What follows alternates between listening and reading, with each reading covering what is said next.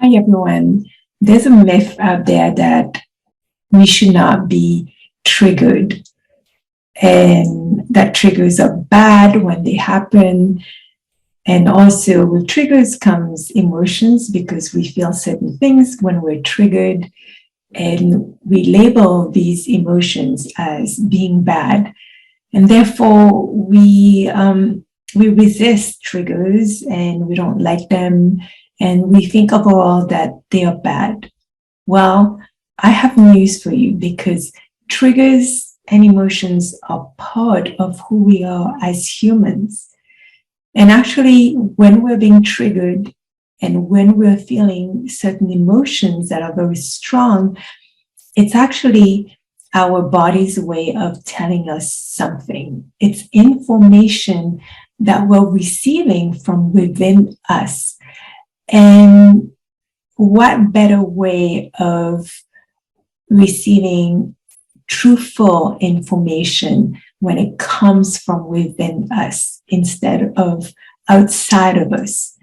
So, a lot of times when triggers happen, we take it very personally, and we also feel like we've been targeted. Either somebody said something to us or did something that upset us. We, instantaneously sometimes want to blame the other person, which happens for all of us. And when that happens, and if we do blame the other person, we're actually then giving the power away to that other person, that they are influencing how we are feeling in the moment. Whereas triggers, they're happening from within us. And what better way of taking the time to understand, why is this upsetting me right now? Instead of thinking, why did you do this to me? Or why did you say this to me? And as parents, we often get triggered because we are either triggered by our children or we're triggered by our partner. So, in a nutshell, everybody that's close to us, we can get triggered by these people that we live with day in and day out. And we also get triggered by them because we also have an expectation that if they love us or they respect us, then they should not be triggering us, which is where we go wrong a lot of times. And so when the triggers happen with like something that our kids are doing or our partner is doing, then we really take it personally and we see it as, they are doing this on purpose, or they don't care about how we feel. And that's the reason why we feel the strong emotions. And I think to some of you, I always give the example of, if you have an orange and you squeeze the orange, what do you get? Well, you get orange juice. Do you ever get any other juice? No. So same thing. When we're being squeezed, when we're triggered, it's like we're being squeezed. What is coming out of us is already in us. So if we get very upset, we get very angry, or we get frustrated, or we get really sad, those emotions are already very present in us. And when that trigger happens, something happens, somebody says something, or your child is not listening to you, or they're behaving a certain way, you feel like you're being squeezed, and then the emotion comes out of you. So either you yell at them, or you get very upset, and you actually go from being calm to being very angry, or being very upset, being very sad, and it's painful. And you see those reactions happening instantaneously without even thinking about them, and it's not as if you're choosing, right? So when we're triggered, it's not like we're thinking, okay, I'm going to react this way. No, it's actually coming from within us. And so that tells us something. When we're being triggered, there's something coming, and the emotions that are coming out, those emotions are not about what is actually happening right now. Those emotions have been present in us, for quite a while. And so if we take the time to understand why we're being triggered, what is triggering really, and I can tell you 99.9% it's not about what's happening in the present moment.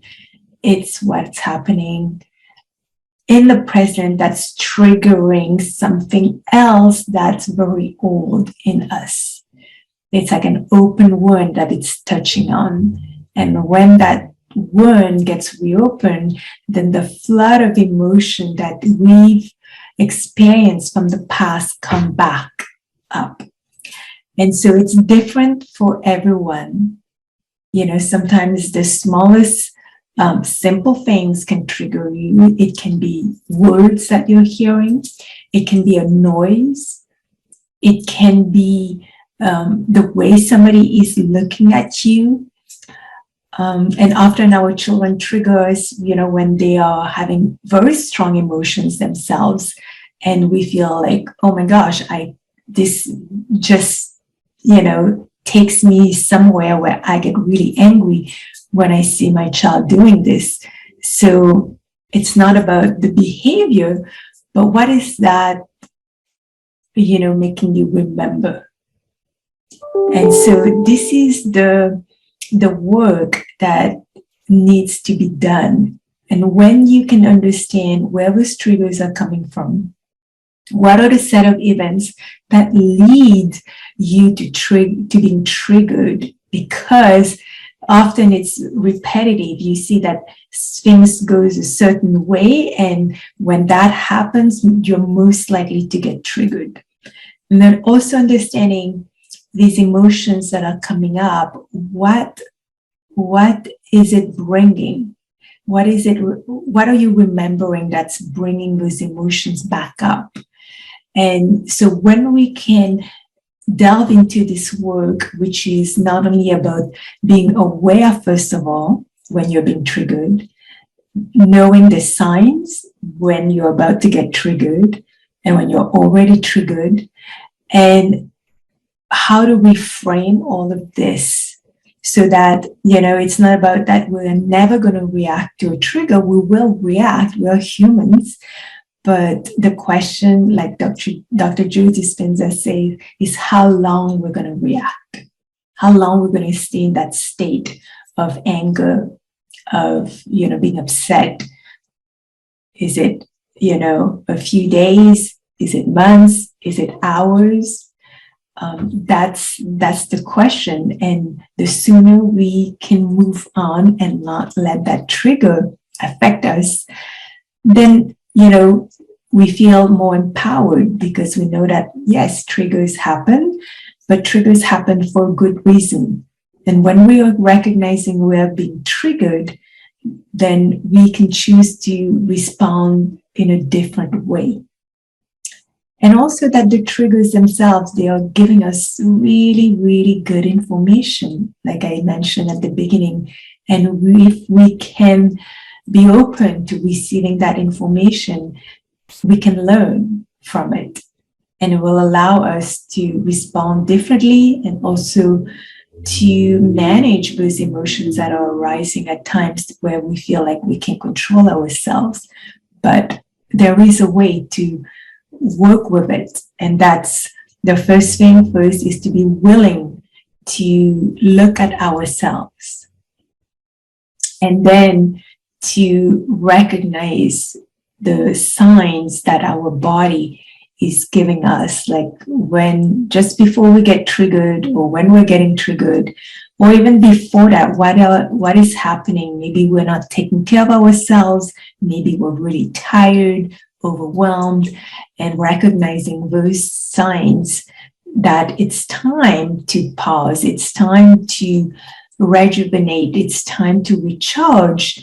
And then maybe when the triggers happen, we don't react the same way because we're more aware, we can pinpoint that, and because we're more present. So that's what the myth I wanted to share with you, knowing that triggers actually are good things.